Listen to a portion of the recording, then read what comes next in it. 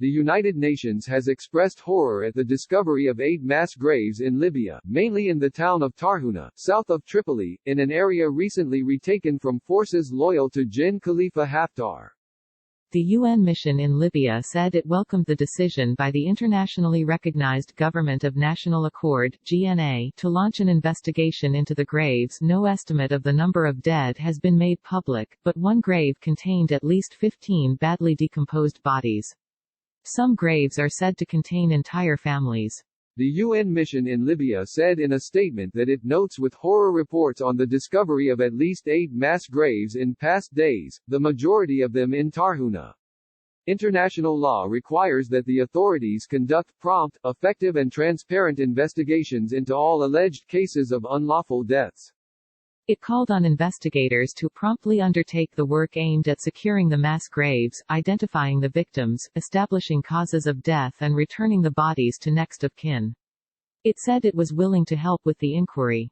More bodies were found in the Tarhuna hospital, and according to the GNA at least 27 people have been killed by landmines and IED left by Haftar's fleeing forces as their siege on Tripoli collapsed. It is widely accepted that both sides may have committed war crimes in the year-long siege, but the scale of the crimes attributed to Haftar's allies has the potential to embarrass his principal external backers France, the United Arab Emirates, Egypt and Jordan. The German ambassador to Libya, Oliver Aucha, was seen shaking hands with Haftar only on Tuesday and has faced criticism within Libya for being seen to prop up the strongman's credibility. Germany views the talks with Haftar as part of an attempt to revive peace talks, but many argue that a precondition of any talks should be the removal of Haftar from the scene and the development of a new political leadership in Libya's east.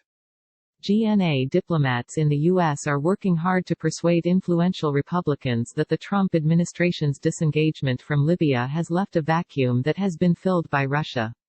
Muhammad Ali Abdallah, a GNA political advisor in the U.S., told the Heritage Foundation, a think tank, that unless the U.S. stepped up there was a risk that Russia would establish a strong military presence in the southern Mediterranean, access to one of the world's largest gas fields and control of the pipeline for illegal refugees into Europe.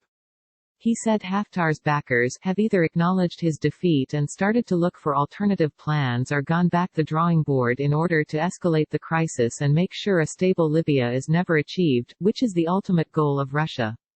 Abdallah said Haftar neither wants to be or can be part of any future political solution, and his continued involvement would be a disaster. He called on the U.S. to increase the diplomatic pressure on allies such as the UAE to end their military support for Haftar.